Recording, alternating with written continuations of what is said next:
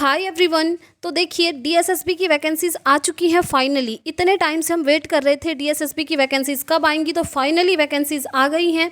PRT, TGT, PGT तीनों के बारे में मैं आपको डिटेल में बताने वाली हूं। एंड यहाँ पर आप देख सकते हैं इन्होंने फॉर्म फिलअप स्टार्टिंग और एंड डेट बता दी है, यानी कि आप फॉर्म फिलअप स्टार्ट कर सकते हैं 17 अगस्त से लेकर के 15 सितंबर तक। ठीक है, इसके बीच में आपने अपना फॉर्म फिलअप कर लेना है। साथ ही साथ मैं आपको बता दूं ये डिटेल्ड नोटिस है, ये मैं पूरा आपको अभी रीड करके बताऊंगी कि किस सब्जेक्ट में कितनी वैकेंसीज़ हैं। ठीक है, तो चलिए स्टार्ट करते हैं। और अगर आप पहली बार चैनल पर आए हैं फ्रेंड्स, तो चैनल को सब्सक्राइब कर लीजिएगा, क्योंकि यहाँ पर आपको टीचिंग से रिलेटेड हर एक अपडेट और क्लासेस मिलती रहती हैं। सो चलिए देख लेते हैं DSSB में सबसे पहले कौन कौन से सब्जेक्ट्स पर वैकेंसीज़ हैं। सबसे पहले है म्यूज़िक टीचर। म्यूज़िक टीचर की वैकेंसीज़ हैं 182। नेक्स्ट है टीजीटी स्पेशल एजुकेशन टीचर, उनकी वैकेंसीज़ हैं 581।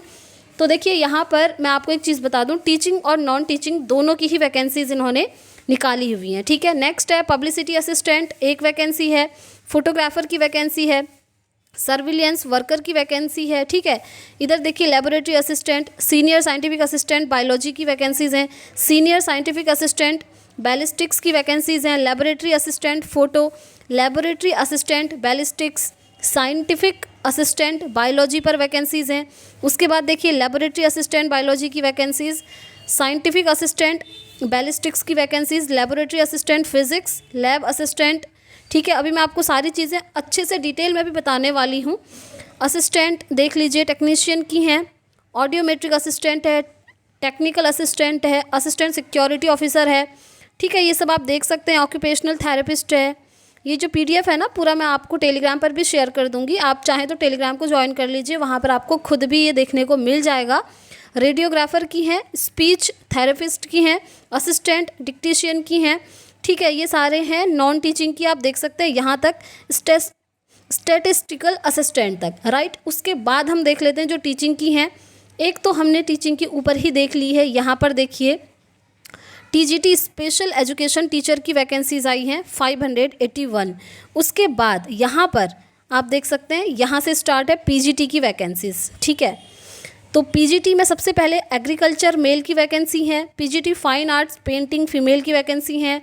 पीजीटी ग्राफिक्स मेल की हैं। PGT Sanskrit male, PGT Sanskrit female, EVGC male, EVGC female. उसके बाद आगे देखते हैं PGT English male, PGT English female, TGT computer science पर वैकेंसीज़ हैं, टोटल 6 हैं। ठीक है, टोटल वैकेंसीज़ इन्होंने यहाँ पर दी हैं। उसके बाद है होम्योपैथिक कंपाउंडर की कितनी वैकेंसीज़ हैं, 9 वैकेंसीज़ हैं। ठीक है, तो इस तरीके से आपने देखा पीजीटी, टीजीटी और नॉन टीचिंग पोस्ट की वैकेंसीज़ आई हुई हैं। अब देखिए यहाँ पर जो टोटल वैकेंसीज़ हैं वो कितनी हैं, 1841 वैकेंसीज़ हैं टोटल। अब आप कहेंगे कि यहाँ पर जैसे कि बहुत सारे स्टूडेंट देते हैं टीजीटी में नेचुरल साइंस की वैकेंसी नहीं आई है, इंग्लिश की वैकेंसी नहीं है, हिंदी की वैकेंसी नहीं है, सोशल साइंस की वैकेंसी नहीं है, तो ये वैकेंसीज़ कहाँ हैं। साथ ही साथ आप कहेंगे पीआरटी की वैकेंसीज़ तो आई ही नहीं है, हमको देखने को ही नहीं मिला। साथ ही साथ पीजीटी में भी कुछ सब्जेक्ट्स में वैकेंसीज़ नहीं आई हैं। तो देखिए मैं आपको एक चीज़ बता दूं, जो DSSB है इनका नेचर ये है कि ये पार्ट वाइज वैकेंसीज़ निकालते हैं। जैसा कि अभी आपने देखा इन सब्जेक्ट्स पर वैकेंसीज़ आई है पीजीटी और टीजीटी में। अब बहुत जल्द 1 वीक के अंदर अंदर आपको अदर सब्जेक्ट्स में भी वैकेंसीज़ देखने को मिल जाएंगी, ये कंफर्म है। जैसे टीजीटी नेचुरल साइंस की, TGT English, TGT Hindi, TGT social science और साथ ही साथ पीआरटी, ये सारी वैकेंसीज़ अब आने वाली हैं। क्योंकि देखिए इन्होंने सीधे सीधे यहाँ पर जो डेट दी है ना, आपका फॉर्म फिलअप स्टार्ट हो रहा है 17 अगस्त से 15 सितंबर के बीच। तो ये जो है हर सब्जेक्ट के लिए है। ठीक है, जो वैकेंसीज अभी आएंगी ना आपकी TGT natural science, Hindi, English, social science and साथ ही साथ पीआरटी की, उन सभी की ये डेट है कि इस बीच में जो है आपके फॉर्म भरे जाएंगे। तो ये तो अब फाइनल हो गया कि वैकेंसीज़ आपकी आनी ही हैं और बहुत जल्द 1 वीक के अंदर आपको सारी वैकेंसीज़ देखने को मिल जाएंगी। साथ ही मैं आपको बता दूं, जो अप्लाई करने का इनका ऑनलाइन लिंक है ना, वो अभी तक एक्टिवेट इन्होंने नहीं किया है, क्योंकि ये जो नोटिस है अभी इन्होंने अपनी ऑफिशियल वेबसाइट पर नहीं डाला है।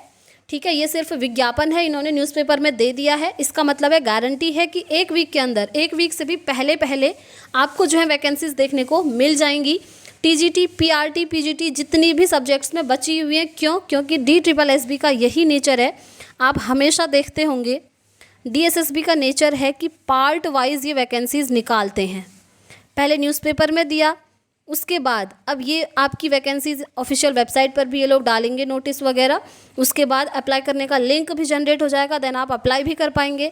अब देखिए आप लोगों के पास बहुत कम टाइम है, तो आप लोग अपनी DSSB की प्रिपरेशन स्टार्ट कर दीजिए, ठीक है। अब आप में से बहुत सारे स्टूडेंट्स पूछेंगे, जिन स्टूडेंट्स का 20 अगस्त को CTET का एग्ज़ाम है, क्या वो भी इस एग्ज़ाम में बैठ पाएंगे? तो देखिए मैं आपको सीधे सीधे बता दूं, बहुत सारे यूट्यूबर्स आपको ये बता रहे हैं कि आप लोग बैठ पाएंगे, बट मैं आपको बता दूं इसमें कंडीशन है। कंडीशन ये है, जैसा कि आप जानते हैं एग्ज़ाम होना है आपका कब? 20 अगस्त को, ठीक है। और यहाँ पर आपका फॉर्म फिलअप स्टार्ट हो रहा है 17 अगस्त से 15 सितंबर के बीच। तो जो आपका 20 अगस्त को CTET का एग्ज़ाम है, अगर उसका रिज़ल्ट 15 सितंबर से पहले आ जाता है और आप CTET क्वालिफाई कर जाते हैं, तो डेफिनेटली आपको DSSB देने का मौका मिलेगा, ठीक है। कंडीशन आप लोग समझ गए होंगे, इससे अदर कोई भी कंडीशन नहीं है। क्यों? क्योंकि DSSB ना बिहार के जैसा एग्ज़ाम नहीं है। जैसे BPSC का एग्ज़ाम है, अभी आप देख रहे हैं शिक्षक का, वहाँ पर CTET अपियरिंग वालों को भी इन्होंने मौका दे दिया। बट DSSB एक ऐसा एग्ज़ाम है सेंट्रल लेवल का, यहाँ पर ऐसे आपको जो है एग्ज़ाम देने के लिए अलाउ नहीं किया जाएगा, ठीक है। क्योंकि यहाँ पर ये लोग CTET जो है क्वालिफाई मांगते ही हैं। पेपर 1 मांगेंगे आपसे PRT के लिए, और पेपर 2 मांगेंगे आपसे किसके लिए? TGT के लिए। और जो PGT की पोस्ट है उसके लिए CTET मैंडेटरी नहीं होता है, उसके लिए आपका पोस्ट ग्रेजुएशन होना चाहिए, ठीक। आई होप यहाँ तक आप लोग सारी चीज़ें समझ गए होंगे। इससे अदर भी अगर आपकी कोई क्वेरी है तो आप मुझसे कमेंट बॉक्स में पूछ सकते हैं फ्रेंड्स, मैं आपको रिस्पॉन्स ज़रूर करूँगी। और आप लोग अपनी प्रिपरेशन स्टार्ट कर दीजिए। आप देख ही सकते हैं इन सब्जेक्ट्स पर तो वैकेंसीज़ आ चुकी हैं। अब जो बची हुई वैकेंसीज़ हैं, यानी कि जो बचे हुए सब्जेक्ट्स हैं, उन पर वैकेंसीज़ बहुत जल्द आपको दिख जाएंगी, 1 वीक के अंदर अंदर। ज़्यादा टाइम आपके पास बिल्कुल भी नहीं है। और जैसा कि आप जानते हैं DSSB हमेशा अपने एग्ज़ाम विंटर में ही करवाती है, ठीक है। तो देखिए फॉर्म फिलअप की लास्ट डेट जैसे कि आप देख ही सकते हैं 15 सितंबर है। इसके बाद आपको ज़्यादा टाइम नहीं मिलेगा, नवंबर या फिर दिसंबर में आपका एग्ज़ाम हो ही जाएगा। जैसा कि आपने KVS में भी देखा होगा, 2 महीने के अंदर अंदर इन्होंने एग्ज़ाम करवा दिया था। जैसे ही नोटिफिकेशन आया 2 महीने के अंदर एग्ज़ाम, सेम ऐसे ही DSSB का भी होगा। क्यों? क्योंकि विंटर में इन्होंने अपने एग्ज़ाम फाइनल करवाने ही हैं, ठीक है। और जैसा कि आप जानते हैं ये एग्ज़ाम आपका ऑनलाइन मोड पर होगा। DSSB का एग्ज़ाम आपका ऑनलाइन मोड पर होता है।